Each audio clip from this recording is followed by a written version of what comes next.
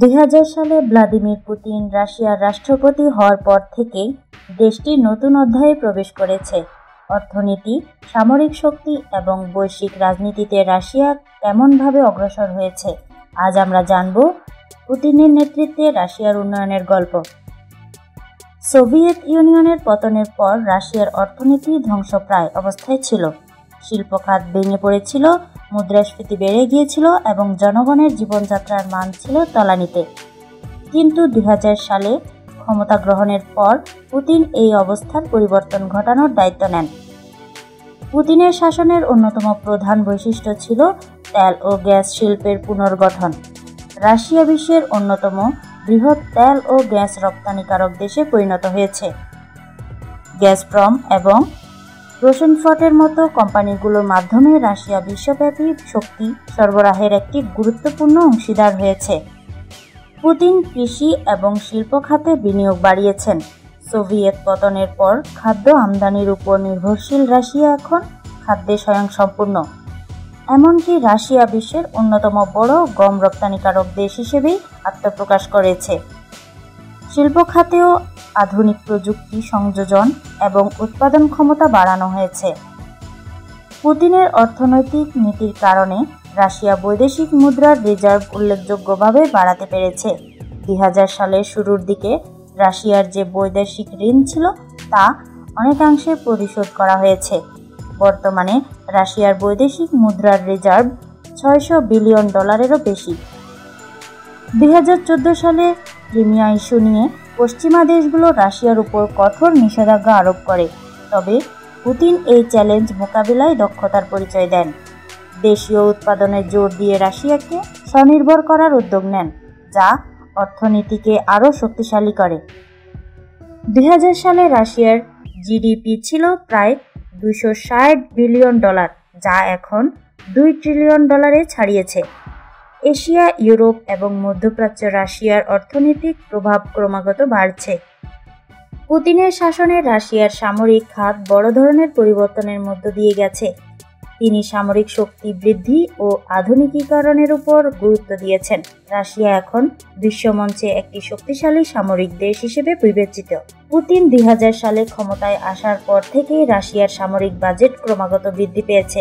2010 সালের পর রাশিয়া তার সামরিক বাজেটকে উল্লেখযোগ্যভাবে বাড়িয়ে তোলে, যা এখন বিশ্বে সর্বোচ্চ সামরিক বাজেটধারী দেশগুলোর মধ্যে অন্যতম। 2014 সালে ক্রিমিয়া সংযুক্তির পর রাশিয়া তার সামরিক বাজেট $80 বিলিয়ন উন্নতি করেছিল। পুতিনের নেতৃত্বে রাশিয়ার সামরিক সরঞ্জাম, যুদ্ধবিমান, ট্যাঙ্ক, সাবমেরিন এবং ক্ষেপণাস্ত্র ব্যবস্থাকে আধুনিক করেছে।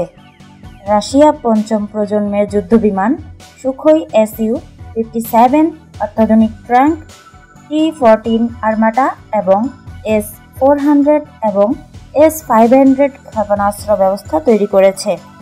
2018 সালে পুতিন ঘোষণা করেছিলেন যে রাশিয়া হাইপারসনিক অস্ত্র তৈরি করেছে, যা 20 গুণ দ্রুত গতিতে চলতে পারে। 2019 সালে হাইপারসনিক ক্ষেপণাস্ত্র অ্যাভাঙ্গার্ড সফলভাবে পরীক্ষা করা হয়। রাশিয়া তার নৌবাহিনীকে আধুনিক করতে ব্যয় করেছে অত্যাধুনিক পরমাণু সাবমেরিন, যেমন বোরেই ক্লাস সাবমেরিন তৈরি করা হয়েছে। রাশিয়ার নৌবাহিনী এখন উত্তর মেরু এবং আর্কটিক অঞ্চলে সামরিক প্রভাব বিস্তারে সক্ষম। রাশিয়ার পরমাণু সাবমেরিন থেকে 2020 সালে পরীক্ষামূলকভাবে একটি Bulava ICBM international ballistic missile উৎক্ষেপণ করা হয়েছে। রাশিয়া সাইবার যুদ্ধ এবং কৃত্রিম বুদ্ধিমত্তার ক্ষেত্রে বিশেষ মনোযোগ দিয়েছে। রাশিয়ার সামরিক শক্তি এখন সাইবার যুদ্ধ, হ্যাকিং এবং ইলেকট্রনিক যুদ্ধ কৌশলের জন্য প্রস্তুত। 2016 সালে মার্কিন যুক্তরাষ্ট্র অভিযোগ করে যে রাশিয়ার সাইবার অ্যাটাকের কারণে তাদের নির্বাচন প্রক্রিয়া প্রভাবিত হয়েছিল। পুতিনের শাসনে রাশিয়া বিভিন্ন আন্তর্জাতিক সামরিক মহড়ার অংশ নিয়েছে। ভস্টক 2018, যা রাশিয়ার ইতিহাসের সবচেয়ে বড় সামরিক মহড়া। এতে 3 লক্ষ সৈন্য, 36,000 ট্যাঙ্ক এবং 1,000-এরও বেশি বিমান অংশগ্রহণ করেছিল।